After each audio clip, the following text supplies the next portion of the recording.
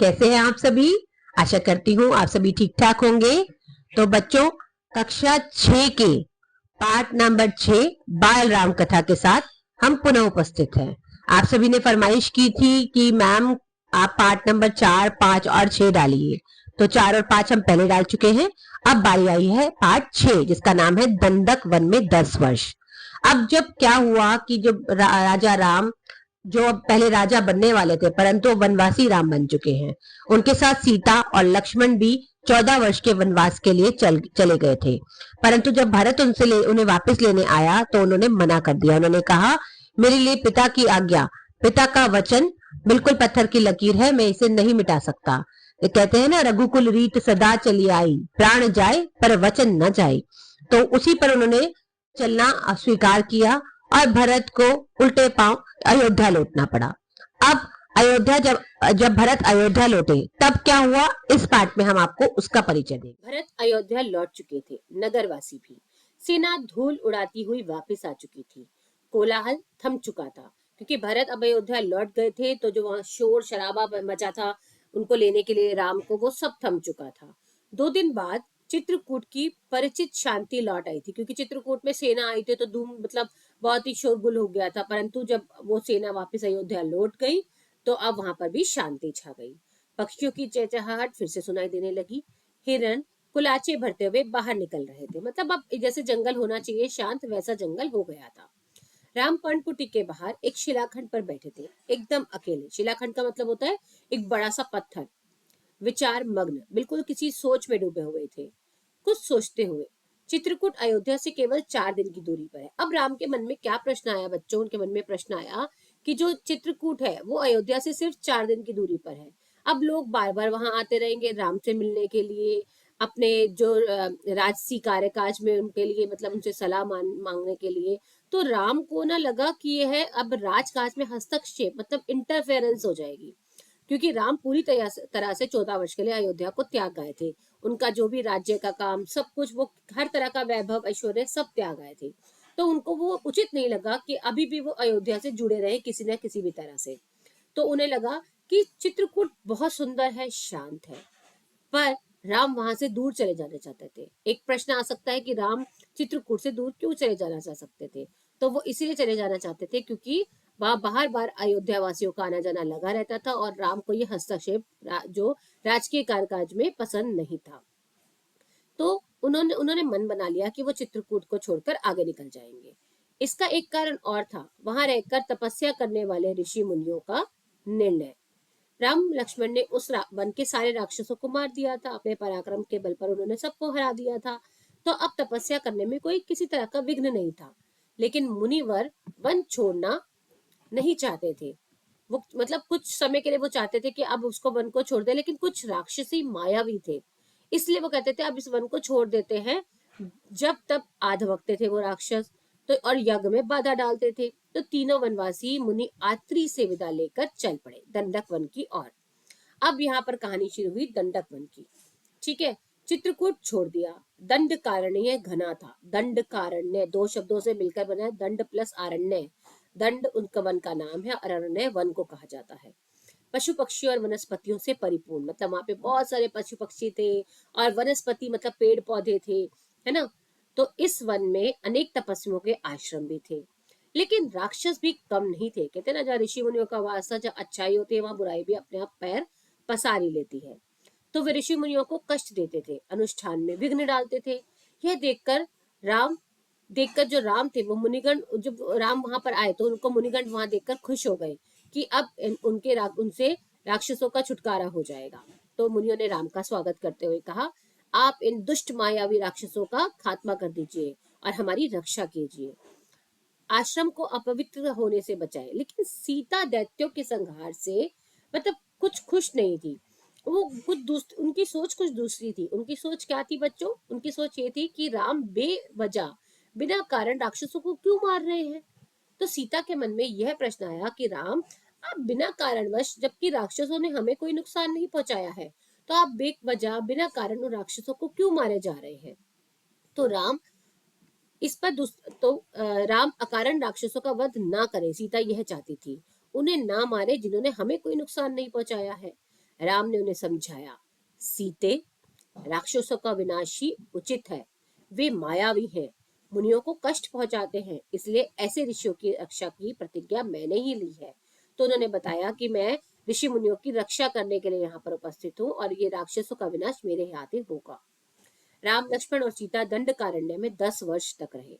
स्थान और आश्रम बदलते हुए वे शरभंग मुनि के आश्रम पहुंचे। आश्रम में बहुत कम तपस्वी बचे थे, सभी निराश थे। उन्होंने राम को हड्डियों का ढेर दिखाकर कहा, राजकुमार, ये ऋषियों के कंकाल हैं, जिन्हें राक्षसों ने मार डाला है।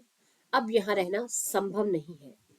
सुतीक्ष्ण मुनि ने भी राम को राक्षसों के अत्याचार की कहानी सुनाई। मुनि से मुनि ने ही राम को अगस्त ऋषि से भेंट करने की सलाह दी। अब विंध्याचल पार करने वाले वह पहले ऋषि थे। प्रश्न आ सकता है कि विंध्याचल पर्वत को पार करने वाले पहले ऋषि का नाम क्या नाम है? अगस्त ऋषि। मुनि ने राम को गोदावरी नदी के तट पर जाने के लिए कहा। उस स्थान का नाम पंचवटी था।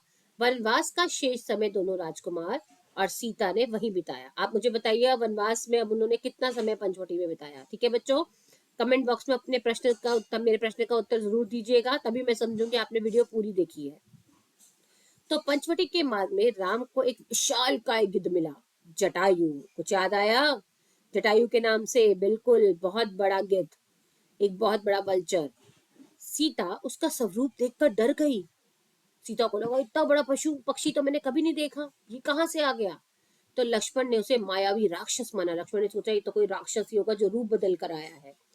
तभी वो धनुष उठाने लगे मार डालने के लिए उसको, लेकिन तभी जटायु ने कहा, हे राजन, मैं आपके पिता का मित्र हूँ, मैं वन में आपकी सहायता करूंगा। जब आप दोनों बाहर जाएंगे तो मैं सीता की रक्षा करूंगा। राम ने जटायु को धन्यवाद दिया, उन्हें प्रणाम करके आगे बढ़ गए। देखिए, आपको याद है ना, जटायु ने अपना वचन पूरा भी किया था। जब रावण सीता का अपहरण करके जा रहे थे तो जटायु ने ही पहली कोशिश की थी उन्हें बचाने के लिए। पंचवटी में लक्ष्मण ने बहुत सुंदर कुटिया बनाई। पंचवटी के नाम से आप सभी परिचित हैं। मिट्टी की दीवारें खड़ी की, बांस के खंबे लगाए, कुश और पत्तों से छप्पर डाली। कुश मतलब घास फूस से। कुटिया के इस मनोरम पंचवटी को और सुंदर बना दिया। कुटी के आसपास पुष्पलताएं थी। पुष्पलताएं मतलब फूलों की एक तरह से शाखाएं, ब्रांचेस। हिरन घूमते थे, मोर नाचते थे। कितना अच्छा दृश्य होगा ना, कभी हम भी ऐसे वन में चले घूमने तो, है ना? इसी बीच राम राक्षसों का निरंतर संहार करते जा रहे थे। संहार मतलब मारते जा रहे थे। वे जब भी आश्रम पर आक्रमण करते, राम लक्ष्मण उन्हें मार डालते थे। उन्होंने सीता को पकड़ लेने वाले राक्षस विराट को भी मारा। वन से राक्षसों का अस्तित्व लगभग मिटा दिया। तपस्वी शांति से तप करने लगे। एक दिन क्या हुआ, राम, लक्ष्मण और सीता कुटी के बाहर बैठे हुए थे, लता कुंजों को निहारते हुए, मतलब एनवायरमेंट, प्रकृति को देखकर वो खुश हो रहे थे और उनके सौंदर्य पर मुग्ध हो गए थे। तभी लंका के राजा रावण की बहन शूर्पणखा की एंट्री हुई। शूर्पणखा से याद आया? बिल्कुल, रावण की बहन, उसके साथ कुछ हुआ था ना। बिल्कुल, इसी कहानी में हम जानेंगे उसके साथ क्या हुआ था। अब राम को देखकर वो उस पर मोहित हो गई, मतलब उससे अट्रैक्ट होने लगी। वो राम को देखकर उसको बहुत सुंदर लगे राम तो। और लेकिन वो बड़ी अजीब सी दिखती थी, जैसे राक्षसी दिखते, विकृत अजीब सा चेहरा, झाइयां झुर्रियां चेहरे पर और बूढ़ी। पर राम के मोह में आसक्त अब उसे राम तो पसंद आ गए थे और वो उन्हें पाना चाहती थी। उसने माया से सुंदर स्त्री का रूप बनाया। उसने कहा, अब मैं विशाल, मतलब अच्छा सुंदर रूप बनाती हूँ, एक सुंदर सी स्त्री का। तो शूर्पणखा राम के पास गई। उसने बोला, हे रूपराज, मैं तुम्हें नहीं जानती, पर मैं तुमसे विवाह करना चाहती हूँ। ठीक है, तुम मेरी इच्छा पूरी करो, मुझे अपनी पत्नी स्वीकार करो। मतलब एक प्रपोजल दिया उसने राम को, है ना, प्रपोज किया। राम ने मुस्कुराकर लक्ष्मण की ओर देखा, अपना परिचय दिया, सीता की ओर संकेत करते हुए कहा, ये मेरी पत्नी है, मेरा विवाह हो चुका है। राम शूर्पणखा को पहचान गए थे। राम तो अंतर्यामी थे, वो सब जान गए थे ये कौन है, कैसे रूप बदल कर आई है।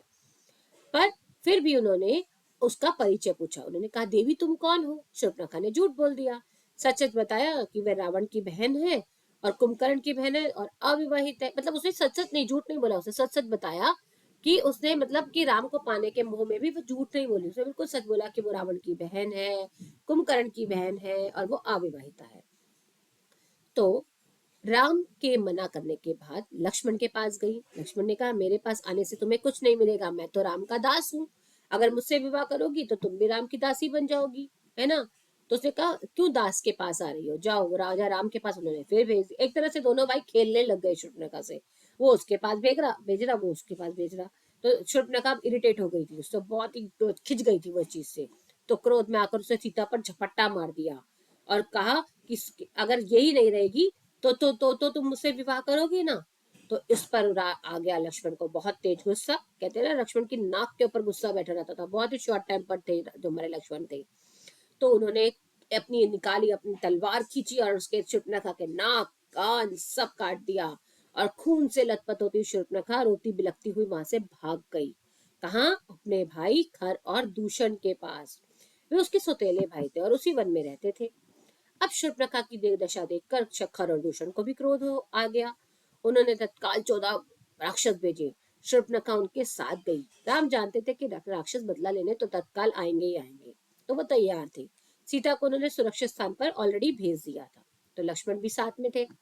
राम राक्षस जो थे वो राम के आगे टिक नहीं पाए, देखते देखते सबको ढेर कर दिया।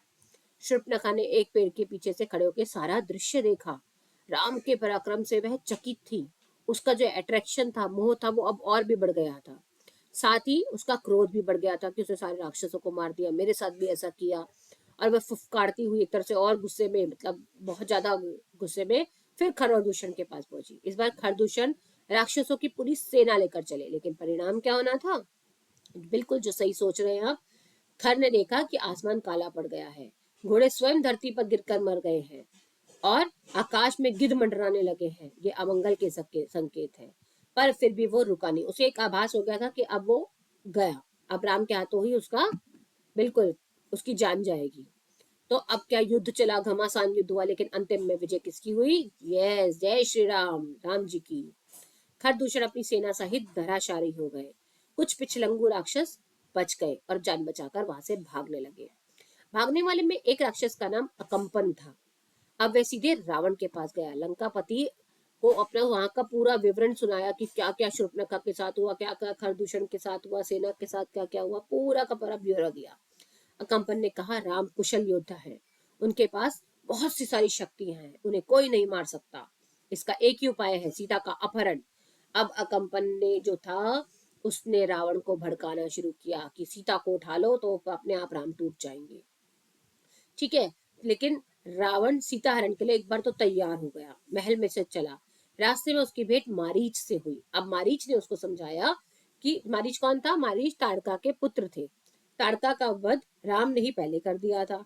तो मारीच तो क्रोधित थे, परंतु वे राम की शक्तियों से अवगत थे। वे जानते थे कि राम से लड़ने जाना मतलब अपने विनाश को स्वयं समझौता आमंत्रण देने जैसा हो गया। तो रावण ने मारीच की बात मान ली और उसे वहीं चुपचाप लंका में लौट गया। मारीच ने उसे समझाया कि नहीं, अभी आप मत जाइए, अगर आप वहां जाएंगे तो हमारा नाश निश्चित है। थोड़ी देर में शूर्पणखा लंका पहुंच गए। अब कहते हैं ना, जैसे अब क्रोध तो था ही रावण को, अब आग में घी डालने का काम किया किसने? शूर्पणखा ने। उसने जाकर रावण से कहा तुम कैसे पुरुष हो, तुम बिल्कुल ही बेकार हो, अपनी बहन के साथ इतना कुछ हो गया और तुम कुछ नहीं कर सकते हो, तुम बेकार हो, किस प्रकार के शूरवीर हो तुम। मतलब चीखती चिल्लाती हुई रावण के पास पहुंची और कहा धिक्कार है तुम्हारे पौरुष को, और उनको ललकारते हुए बोली तो जाओ मेरा बदला लेके आओ। अब क्या था, बहन की ऐसी हालत देखकर एक बार को रावण को याद आई मारीच की बात। परंतु जब जब शूर्पणखा ने इतना भड़का दिया राम को, तो फिर वो गए दोबारा के मारीच के पास। उन्होंने मारीच को क्या बोला? उसने मारीच को एक ही बात बोली, मैं आपको शॉर्ट में बता रही हूँ बेटा, कि एक बार और उसे सीता जो शूर्पणखा ने उसको ये भड़काया कि मैं सीता को तुम्हारे लिए लाना चाहती थी। अब यहाँ पर जो शूर्पणखा थी उसने बाजी पलट दी, उसे झूठ बोला कि मैं अपने लिए नहीं गई थी राम के पास, मैं तो सीता इतनी सुंदरी, इतनी अच्छी है, इतनी सुंदर है, मैं तो उसको तुम्हारे लिए लाना गई थी। अब रावण को लगा हाँ, ये सुंदरी तो मेरे ही महल में होनी चाहिए। तो उसने कहा जब मैं उसके लिए आपके लिए लाने गई थी तो लक्ष्मण ने मेरे नाक कान काट दिए। तो फिर और रावण को गुस्सा चढ़ा और फिर दोबारा मारीच के पास गया। परंतु और खरदूषण की जो मृत्यु की खबर से घबराया हुआ था रावण।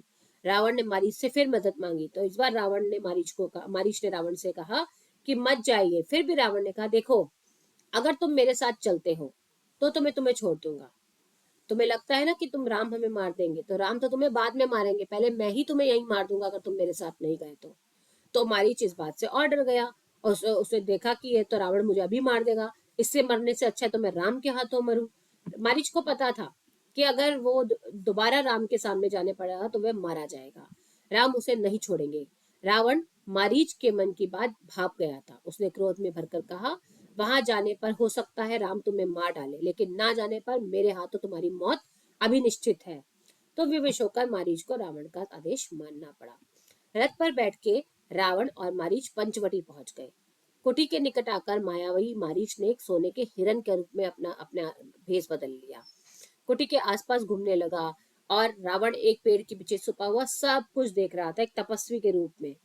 अब क्या हुआ, अब सीता ने जब उस हिरन को देखा वो उस पर मुग्ध हो गई।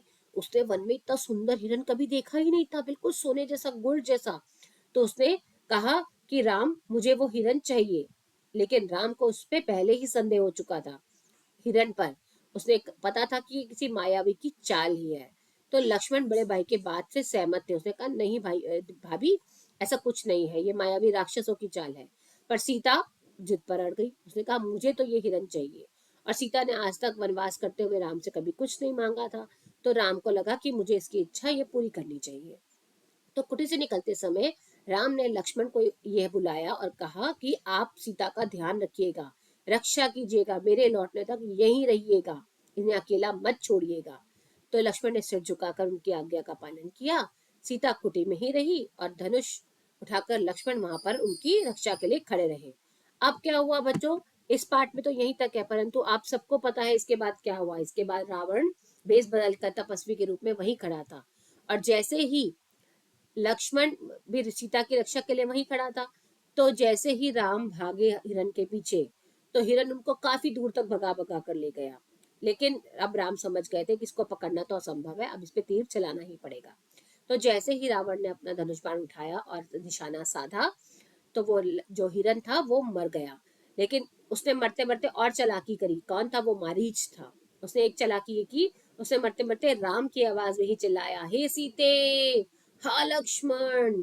तो ये आवाज इतनी दूर तक गूंजी कि सीता को भी सुनी और लक्ष्मण को भी सुनी। लेकिन लक्ष्मण यहाँ समझ गए थे कि ये मेरे भैया श्री राम की आवाज नहीं है, ये किसी मायावी की आवाज है। लेकिन सीता उन्हें बार बार कहती रही है, जाओ अपने भाई को बचाओ, उनको कुछ हो गया है। कहते हैं ना, विनाश काले विपरीत बुद्धि। तो अब विनाश शुरू होने वाला था। तो अब यहाँ पर जब सीता ने जबरदस्ती लक्ष्मण को वहां भेज दिया, तो इसी मौके की फिरात में वो खड़ा था। कौन, रावण तपस्वी के रूप में आया, भिक्षा मांगी। सीता ने भिक्षा दी, उसने कहा कि आप बाहर आइए। अब लक्ष्मण यहाँ पर एक रेखा बना के गए थे। उसने कहा था भाभी इस रेखा से बाहर मत निकलिएगा। तो जैसे ही, लेकिन जब जो रावण था वो तपस्वी के भेष में था, वो कहता है तुम मुझे बाहर आके भिक्षा नहीं दोगी तो मैं ग्रहण नहीं करूंगा। तो जैसे ही सीता ने लक्ष्मण रेखा से बाहर पैर बढ़ाया, रावण उसको वहीं पे अपहरण करके, किडनैप करके ले गया। और आगे क्या हुआ ये हम आगे के पाठों में जानेंगे। तो आशा करती हूँ बच्चों आपको ये पाठ बिल्कुल अच्छे से समझ में आ गया होगा। देखिए, राम कथा तो हमारे अंदर तक बसी हुई है, रोम रोम में राम है ना। तो आप, ये हम सब जानते हैं कि इस कहानी में आगे क्या हुआ, हम सब ने रामायण देखी है ना। परंतु अगर हम किसी के मुंह से ये सब सुनते हैं तो हमें और अच्छे से समझ में आती है। मेरी कक्षा में बच्चे यही कहते हैं, मैम बाल राम कथा आप पढ़िए, आपसे पढ़ने से हमें बहुत अच्छा लगता है और हमें समझ में भी आ जाती है। तो आप लोगों ने अब सुने तीनों पार्ट। आपकी अगर परीक्षा में आ रहे हैं तो इनको रिवाइज कीजिए, वीडियोस को बार बार देखिए। ठीक है बच्चों, आप सभी को परीक्षा के लिए ऑल द बेस्ट। हंसते रहिए, मुस्कुराते रहिए। धन्यवाद।